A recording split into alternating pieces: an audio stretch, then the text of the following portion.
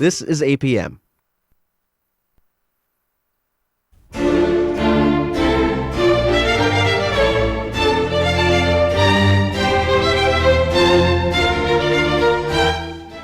.831 KSJE. You're listening to the Scott Michlin Morning Program. It is 53 degrees outside our studios here at San Juan College as we have our countdown to graduation, which will be happening this Saturday right here at Learning Commons Plaza, everybody. So we hope you will maybe join us for that event that's coming up. Our weather forecast does look like a mostly sunny day today with a high of 77 degrees. Clouding up overnight tonight with a low of 50, maybe a chance of some showers, and cooler tomorrow with a high of 71. 65 for high on Wednesday and 62 on Thursday with a chance of scattered showers for the next several days. I'm Scott Michlin. My guests this morning are members of the San Juan College student community. They're my honors students from some of my classes that I've been teaching here this spring semester at San Juan College. So one of their final assignments for me is to present on the radio, which is what they're doing this morning. We have students from both my public speaking classes and my mass media class that I've taught over the spring semester. And so we have another group of students with us here in the studio, and we're going to start with Brian Hibbets, who has a presentation for us this morning. And Brian, whenever you're ready, go right ahead. Good morning. Right on. Thank you, sir. Good morning. Like Scott said, my name is Brian Hibbets. Good morning, everyone that's watching and listening. Thank you for tuning in. I'm here at the KSJE studio for both classes, Survey of Mass Media Honors and Public Speaking Honors. I want to share with you my experience with the DMAD program at San Juan College. DMAD stands for Digital Media Arts and Design. It will soon be changing to the FDMA program. So, before coming back to school, I had been an over-the-road cross-country truck driver the last 6 years. While spending time behind the wheel, I really needed a change of pace, and I decided I wanted to come back to school.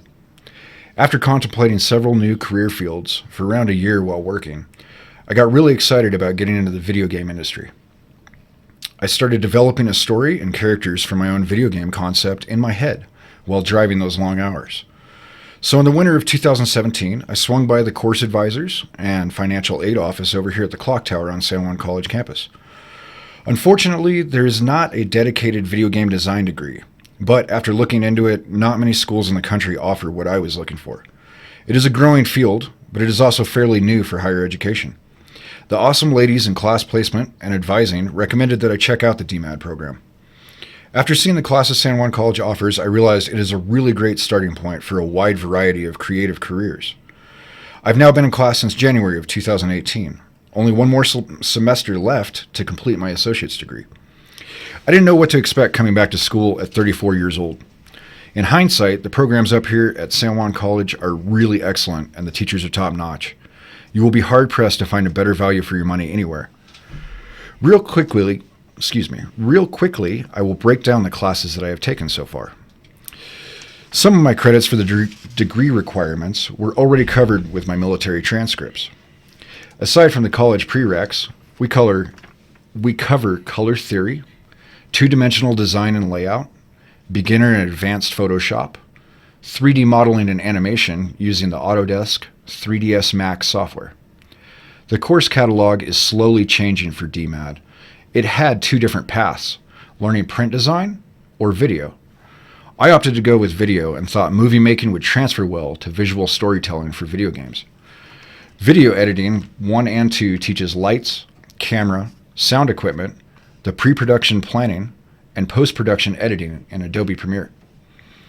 How to build a digital portfolio, project management, and of course communication classes, where I chose to take this Survey of Mass Media and Public Speaking with Scott Michlin. I've actually really enjoyed your classes, and I've learned a lot this semester. I'm taking the summer off this year and returning in the fall to finish up with creative web design, English 211, and a required elective. I'm going to see if it is possible to do an advanced version of the 3D modeling and animation to brush up, learn some more in 3ds Max, and stay current on my skills in that software. So, while in school, halfway through 2018, I created my own business, Sandwich Designs, after discovering a passion for graphic design and digital artwork. It was kind of an unexpected career change. I was coming to get a base in a video game and then found out that I loved graphic design. If anyone is listening or watching and is in need of any graphic design work, I am going to be around Farmington, New Mexico this summer. Shameless self-plug. If you're on the fence about coming back to school, I can confidently recommend San Juan College and the DMAD, soon to be the FDMA program. If you're interested in the growing film industry here in New Mexico, or if you're interested in video game development, print layout, photography, or graphic design, come check it out and talk to class advising and placement. It is an excellent starting point, and you will learn a lot in a short amount of time. In closing, I want to give a heartfelt shout out to Luke Renner, Bill Hatch, Mike Darmody, Michael Bullock, Sherry Cummins, Doug Hunderman, Brian Seavey, and the one and only Scott Michlin for doing an excellent job teaching the next generation of content creators. Thank you very much for having me, sir, and thank you for everybody watching and listening this morning. All right. Brian, thank you very much. Appreciate you being here, and you're not done. We will hear from you a little bit later on as well. I'll be back. You'll be back. All right. Stay tuned, everybody. That's what we call a tease in the business. All right. Next up, Karen Yazzie is here, also from the Survey of Mass Media class, and let's hear from you this morning. Good morning. Good morning. Hello and good morning. My name is Kieran Yazzie. I am part of the business school here at San Juan College. My current path within school is pursuing digital media arts and design. One requirement needed to fill my degree was taking Survey of Mass Media, which was taught by Mr. Scott Michlin himself. Within his class, we as students were introduced to the many different media outlets in which we have surrounding us and its impact within our daily lives. One media in particular that still thrives and preserves with our ever-changing digital trend is television. New advancements within television help bring this older media into the forefront with its current trends of bring TV to the internet.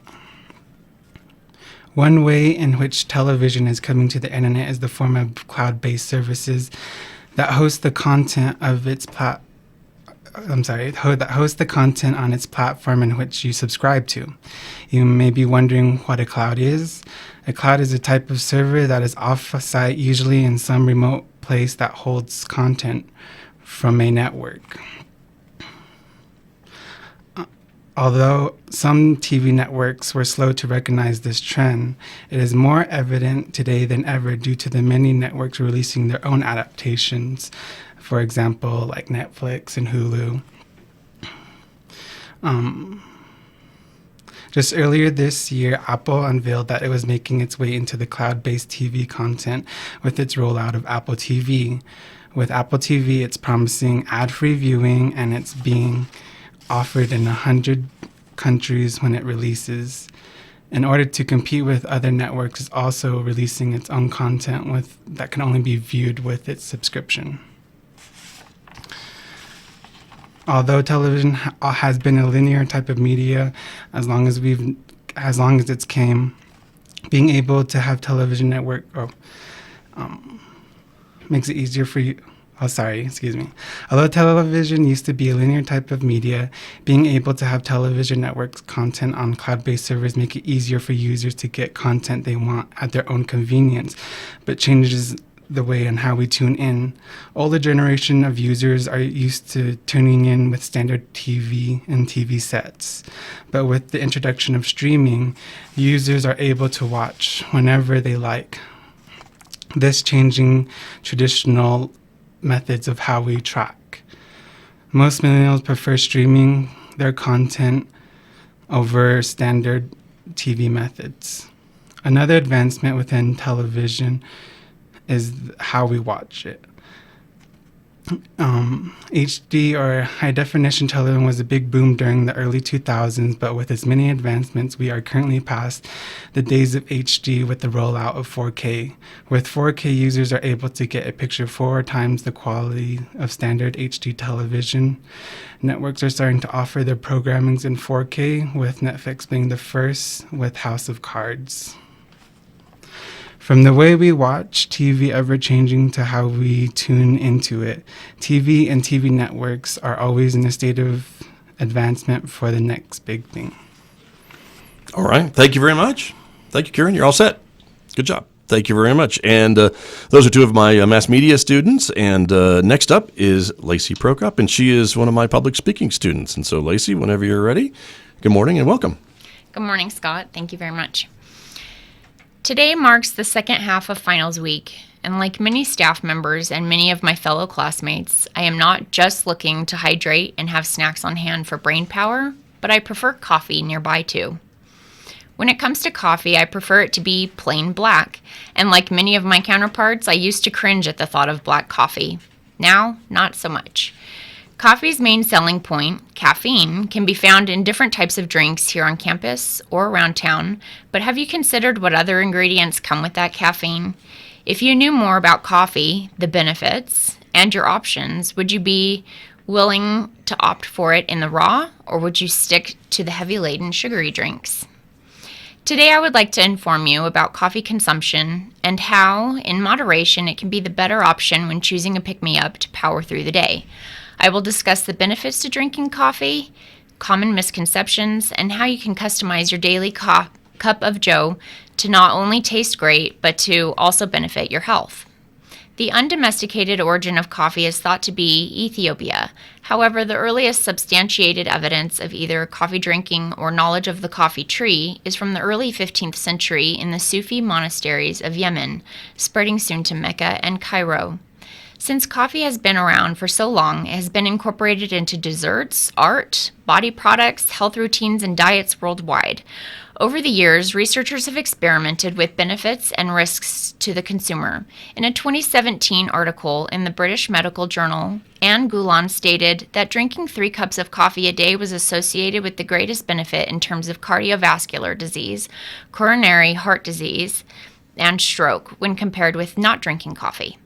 She goes on to say consumption at that level was associated with a 19% lower risk of mortality from cardiovascular disease, 16% from coronary heart disease, and 30% lower risk of stroke mortality. Increasing consumption to more than 3 cups a day was not associated with harm, but the beneficial effects were less pronounced.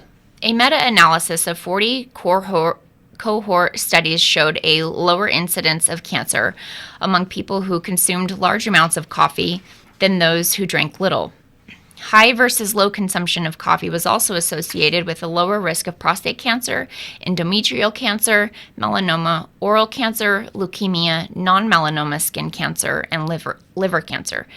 In an article published in the UK's Nursing Standard in 2014, lead researcher Keen Zhao agreed that caffeinated and decaffeinated coffee alike lowers liver enzyme levels, which suggests other ingredients in coffee, not just caffeine, may promote liver health. Referring back to the 2017 British Medical Journal, coffee drinkers had a 29% lower risk of non-alcoholic fatty liver disease, a 27% lower risk of liver fibrosis, and a 39% lower risk of liver cirrhosis. These studies demonstrate only a few of the benefits someone may enjoy just by drinking 3 to 4 coffees a day. Now, when I say coffee, I'm not referring to a caramel frappuccino with extra drizzle and whipped cream. Just plain good quality coffee has more benefits than previously known. A common misconception about coffee is that it's an unhealthy product to consume, mostly because of the caffeine. Although there are certain populations who should avoid caffeine, coffee in and of itself is becoming more and more known to be a healthy part of our diets. Kennedy Poole stated in a 2017 British Medical Journal about coffee consumption and an analysis of multiple health outcomes that roasted coffee is a complex mixture of more than 1,000 bioactive compounds, some with potentially therapeutic antioxidant, anti-inflammatory, antifibrotic, and anti-cancer effects. Key active components include caffeine, but also include chlorogenic acids, caffeol, and K-whale. We don't know entirely why it has these benefits, but the evidence suggests they are a synergy between caffeine and the antioxidants in the coffee. Less than or equal to 400 milligrams of caffeine is considered remarkably safe and not unhealthy. So when it comes to drinking coffee and making it a healthy part of your day, what goes into that coffee or what doesn't should be the priority. Coffee is often consumed with products rich in refined sugars and unhealthy fats, and these may independently contribute to adverse health outcomes. This also contributes to the misconception that coffee is bad for us. Additionally, certain populations, particularly pregnant women, should avoid decaffeinated and regular coffee both, since no research exists to suggest otherwise.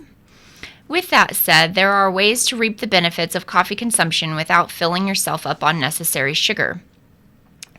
When choosing a coffee drink, whether you're making it yourself or buying it from your local Starbucks or Durango Joe's, it is important to know what options there are to personalize your coffee and have your daily dose of caffeine work for you in more ways than one. First, learn what you like. If you are used to consuming the sugary drinks, ask the barista if they can make it with less sugar or no syrup, or opt for a milk alternative like almond or coconut milk. The milk alternatives will also contain less sugar. If you normally choose a low-fat or skinny coffee, try out a whole milk steamed coffee, which gives your coffee a sweeter taste because there's more cream, but it also satiates you. Try a dash of nutmeg or cinnamon powder on top. At home, try making your own bulletproof coffee, which combines either MCT oil with ghee or grass-fed butter with a nutty oil. These combinations have anti-inflammatory properties and can improve intestinal health, brain function, and energy levels. Plus, the concoction is delicious and creamy. It also keeps you fuller for longer and encourages weight loss. Bulletproof coffees are great for on-the-go mornings. In a nutritional series of gastroenterology, registered dietitian Neha Shah and Dr. Berkeley Limtka suggests that MCT oil aids in absorption and metabolizes quickly, aiding in weight loss. The combination of these oils in your coffee also shows skin improvement. These are just a few ways you can improve your daily coffee and get something healthy out of it in return. In closing, coffee is grown in more than 50 countries worldwide, with Brazil, Vietnam, and Colombia being the top 3 respectively. California and Hawaii are the only 2 states permitted to grow it in the U.S. I'd like to reiterate that at least 3 coffees a day proves to be a healthy, safe dose of coffee and caffeine.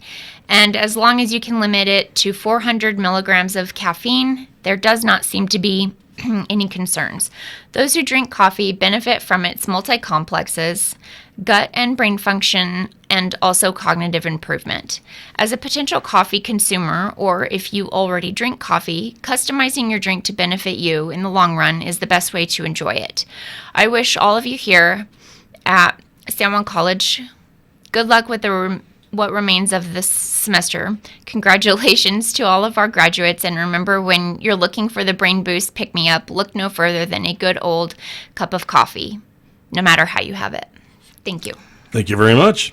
Thank you, Lacey Prokop, one of my public speaking students here at San Juan College. And to wrap up this segment, we're going to go back to Brian Hibbets, who is going to give his public speaking presentation as well. Brian had to deal with me for 2 classes, so he gets maybe points for that. I don't know. Back to we'll back. see. And I don't know how I'm going to follow up on a speech about coffee. I don't know, but good job.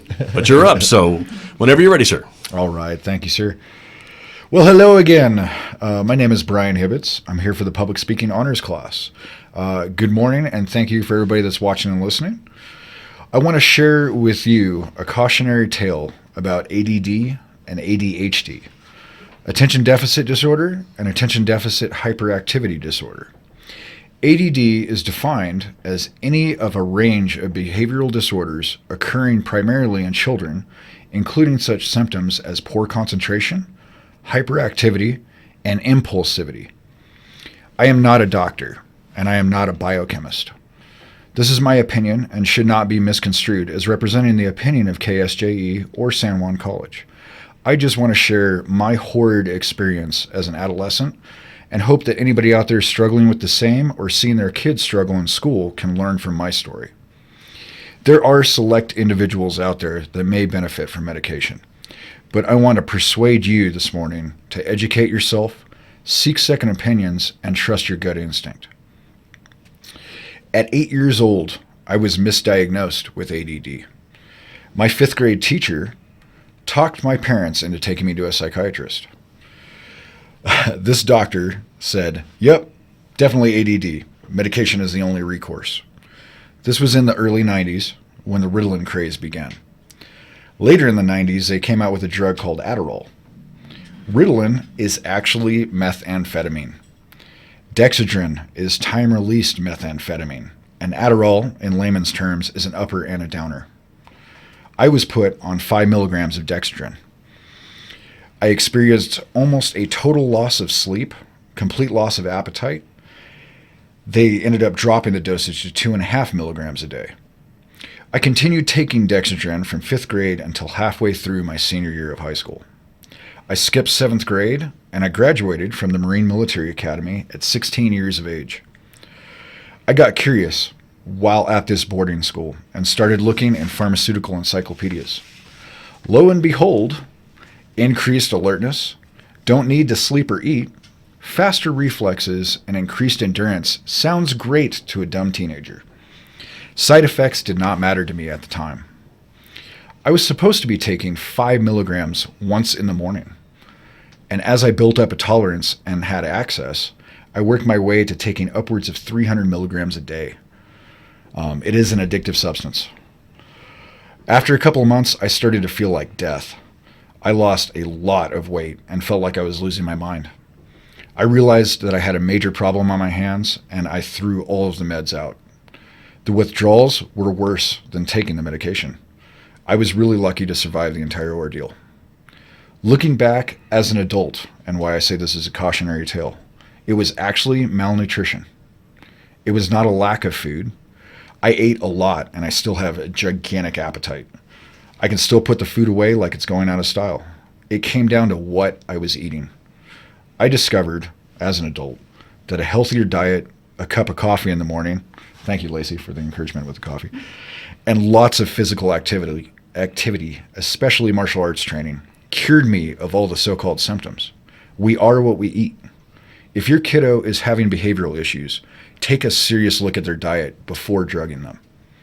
Everyone is wired differently, and I am just speaking to my personal experience. I urge parents out there to do research, double check your info, and do not let pills babysit your kids because their minds work differently. Again, I am not a licensed medical professional. This is not medical advice, just some personal info from someone who has lived it. We still do not understand much about mental health, and although technology and medicine is getting better at the cyclic rate, we have a ways to go before we really understand why some people experience these symptoms and idiosyncrasies and healthier ways to deal with them as a society.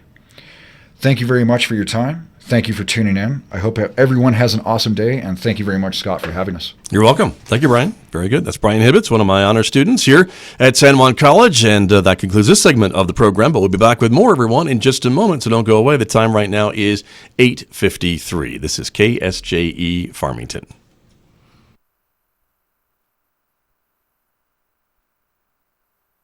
This is the Mental Health Minute with Dr. Ariel Leese. Did you know that one of the best ways to improve your mental health is to ignite your creative side? Creativity alters brain chemistry because it taps into flow.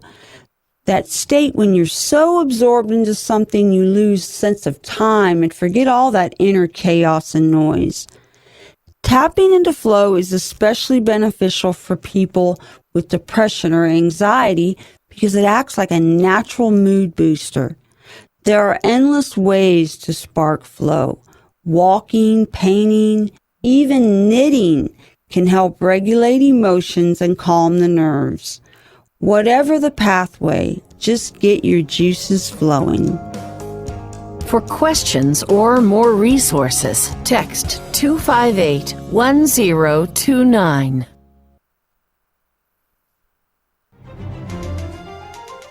Hi, this is Tracy Hales-Vass, writer, Professor Emerita of Creative Writing.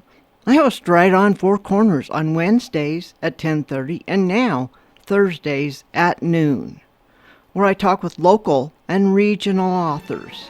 Please join me Wednesdays and Thursdays on 90.9 FM KSJE, Farmington, New Mexico.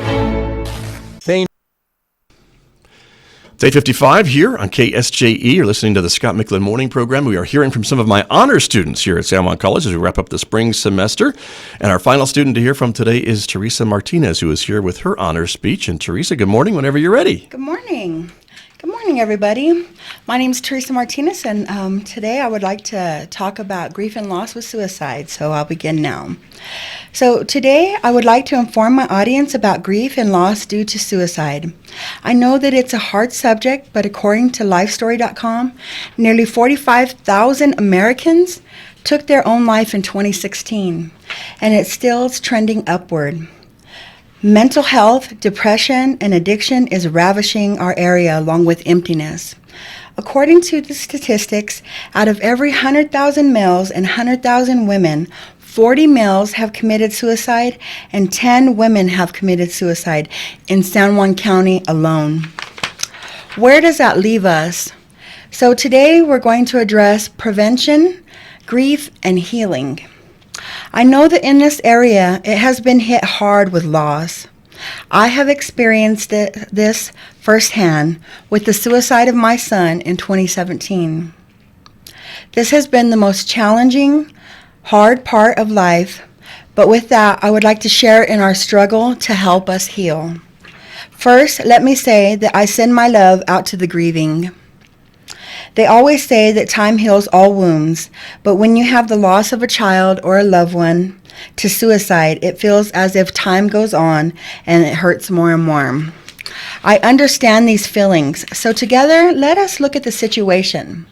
Some of us may have never seen the signs or were not aware until it was too late.